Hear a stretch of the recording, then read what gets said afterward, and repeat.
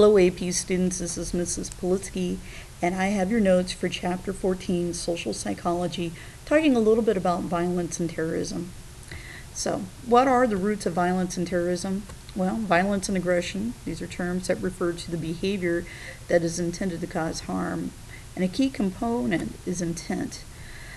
Violence and aggression are social and perhaps antisocial phenomena. Social psychology of aggression and violence. Aggression or aggressive behavior can be induced by situations that create prejudice, conformity, frustration, threat, or wounded pride. The Robbers Cave experiment, and this is an experiment in conflict. Robbers Cave was a Boy Scout camp where Muzaffar Sharif and his colleagues in 1961 randomly assigned 11 and 12-year-olds to two groups. Some were eagles and some were rattlers. The experiment called for conditions similar to those at many other summer camps, filled with competitive games and activities. But as time goes by, it becomes a little bit like Lord of the Flies. So the competition and experimenters hoped would create some kind of conflict between the groups. Initially, the eagles and the rattlers kind of were kept apart, allowing for within-group activities to build group cohesiveness. Cohesiveness is the solidarity, loyalty, sense of group membership. Later, the groups were brought together for competitions such as tug-of-wars and football, and prizes for winners heightened the competitive atmosphere. The final straw was a party at which the experimenters had arranged to have the eagles arrive an hour early, where they ate all the food and left all the unappealing food. When the rattlers found out that the eagles had eaten all the desirable food, this led to some name-calling and scuffling, which consummated into a food fight. With the rancorous atmosphere, Sharif and his colleagues tried various tactics for prompting cooperation between the groups, but the attempts were pretty much failures. What did help was to contrive a situation in which the groups had to cooperate in order to serve their mutual interest. First, the experimenters called a halt to any of the competitive games. Then they assembled the boys to inform them of a problem that had developed with the camp's vital water line. Both groups agreed to search the line for the troubled spot, which they did together harmoniously. Experimenters also arranged for the camp's truck to break down, which meant that they could not go to town for food. The groups used their tug-of-war ropes to help pull the truck. Each group had to cooperate with the enemy. As the dissonance theory would predict, hostility changed to friendliness. The change in behavior led directly to changes in attitude. Hence, we have some mutual interdependence. This is a shared sense of individuals or groups need each other in order to achieve a common goal. So, the fuel for terrorism. A combination of poverty, powerlessness, hopelessness is a tinder that the 9/11 attacks were intended to ignite, says Jonathan Lash, who you see below.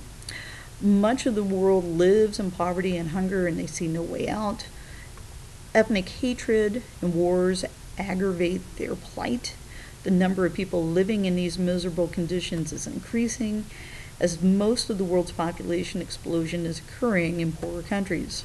To make matters worse, a large portion of these desperate people depend directly on resources that are rapidly being depleted, such as fisheries, forests, soil, and water resources.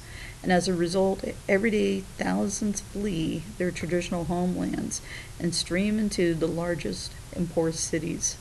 Most are young as a result of the high birth rate in the third world.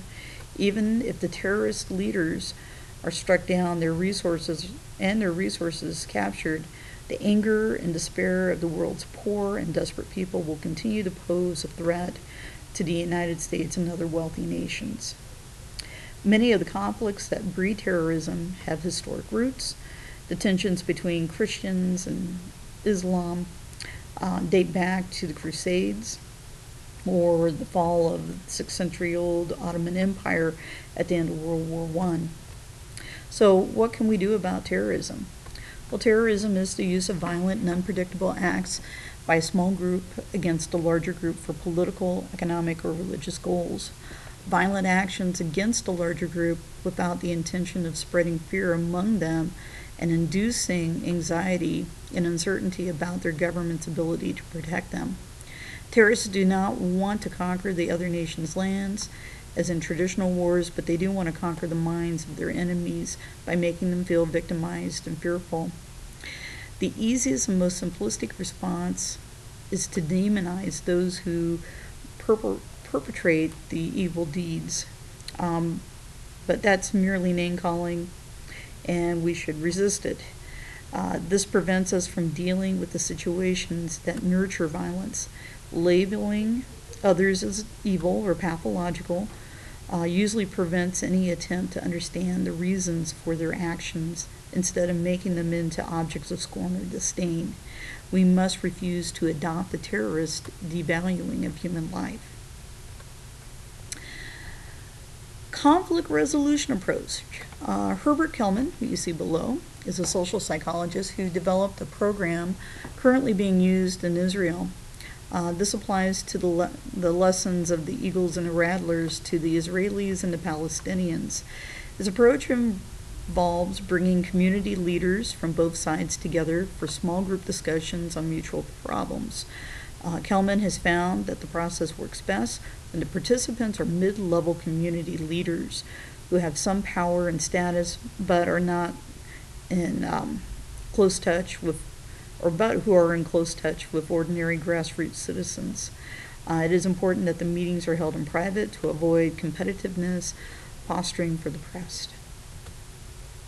So, the multiple perspective on terrorism.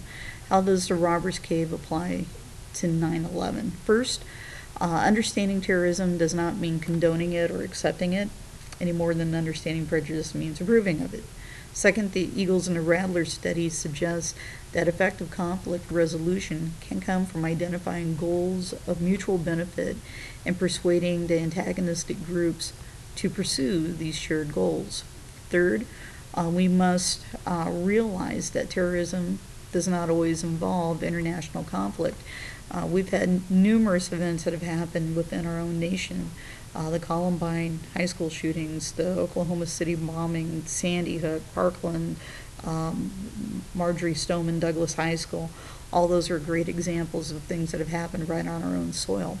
And finally, fourth, understanding the problem of violence and terrorism requires an application of a multiple perspective, perhaps the most profound and far-reaching idea already in psychology. Thank you so much.